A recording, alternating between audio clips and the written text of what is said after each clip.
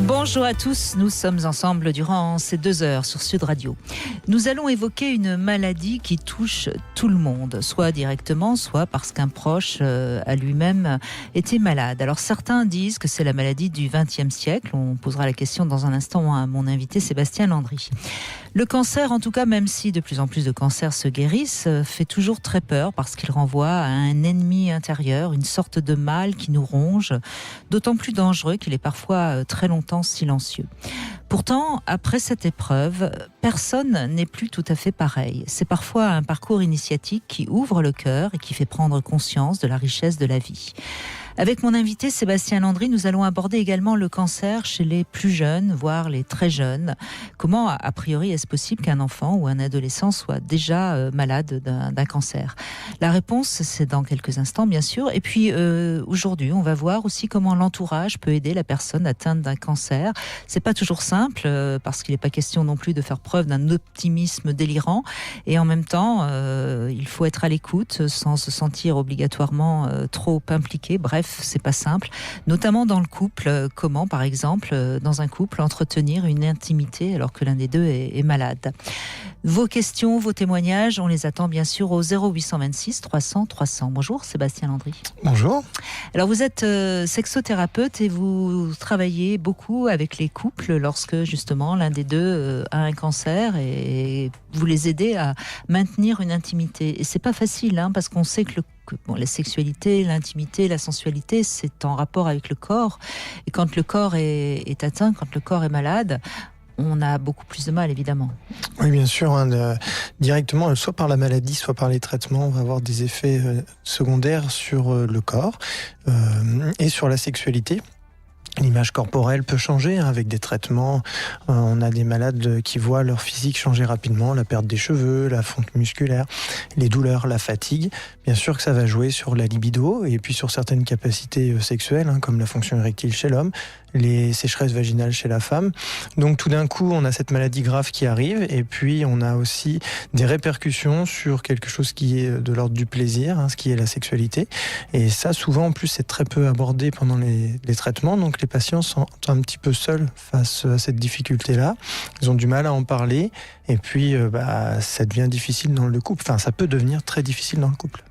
Et peut-être aussi que le cancer, c'est très lié à l'image de la mort.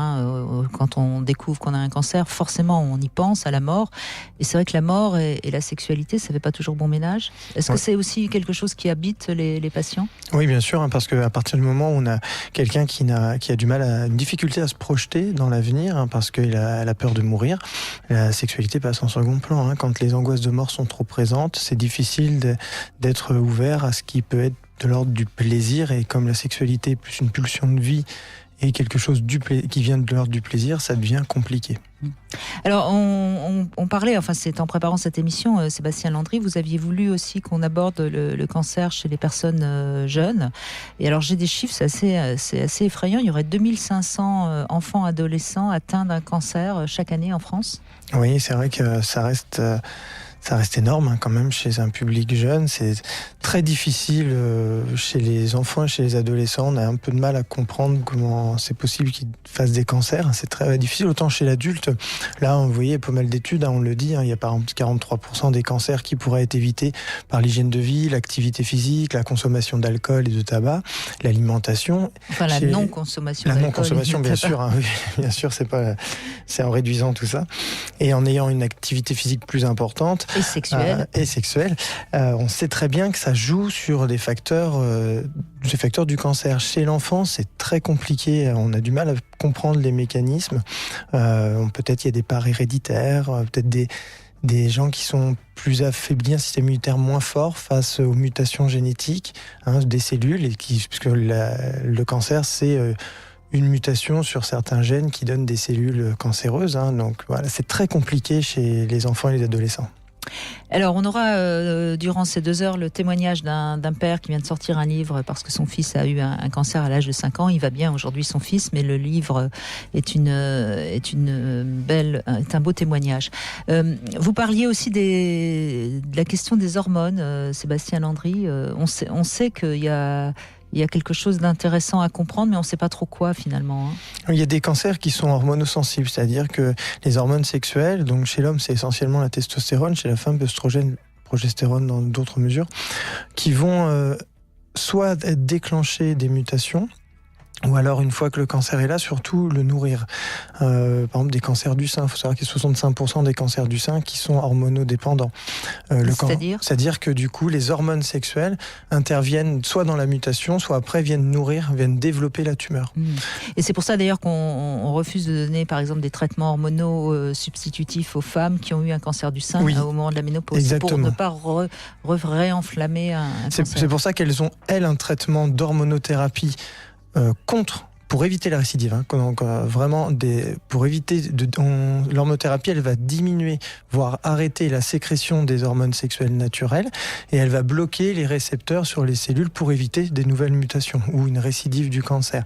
Donc du coup, ces femmes-là ne doivent jamais prendre d'hormones, de traitements substitutifs, même la pilule ou un stérilet hormonal, c'est interdit. Mais où est-ce qu'on en est aujourd'hui parce qu'il y a eu toute une polémique sur le fait que les traitements hormonaux substitutifs justement favorisaient le cancer. Aujourd'hui, il semblerait que non. On est au fond, on n'en sait encore pas grand-chose avec le cancer finalement. Les raisons qui font qu'un tel va avoir un cancer et pas son voisin alors qu'ils ont à peu près la même vie. C'est difficile, on peut pas prédire comment une personne pourra avoir. Il y a des comportements, on peut expliquer aux gens, sur l'alimentation, comme je disais tout à l'heure, il y a des choses pour faire attention, mais après, on peut pas dire un grand sportif qui a une hygiène de vie parfaite peut faire un cancer. Et d'ailleurs, le meilleur exemple, c'est Churchill, qui fumait, qui buvait, qui ne faisait pas de sport et qui a vécu très longtemps. On n'est pas égaux du tout face à cette maladie-là. On n'a pas le même système immunitaire, on n'a pas les mêmes défenses, donc c'est très compliqué. Alors il y a d'autres paramètres, qui pourraient agir, comme par exemple la pollution, bien sûr. Et puis sur un plan plus humain, je dirais le stress. Oui, le stress, on sait que c'est mauvais. C'est pas forcément bon le stress. C'est surtout qu'en fait on sécrète pas mal d'hormones lors du stress, et c'est que maintenant on les utilise de moins en moins parce que c'est une adaptation physiologique, le stress. C'est vrai que il prépare le corps à une réponse, et quand on voit certaines personnes qui dans le travail où on est harcelé, on subit un stress quotidien et puis on répond pas, c'est des hormones qui restent en nous et potentiellement ça peut faire des dégâts à l'intérieur. Voilà. Et peut-être que, en effet, avoir une joie de vivre, de l'optimisme, et puis ne pas se laisser trop envahir par toutes les choses toxiques qui nous entourent. Ce serait peut-être ça peut aider de vie. Après, de là à dire que ça réglerait tout, c'est très compliqué. C'est facile à dire. En tout cas, je compte sur vos témoignages, justement, comment vous avez traversé cette épreuve. Comment vous avez aidé peut-être l'un de vos proches à la traverser, ou peut-être vous avez envie de poser des questions plus précises à Sébastien Landry. Vous pouvez nous appeler sur Sud Radio 0826 300 300. On se retrouve dans un instant.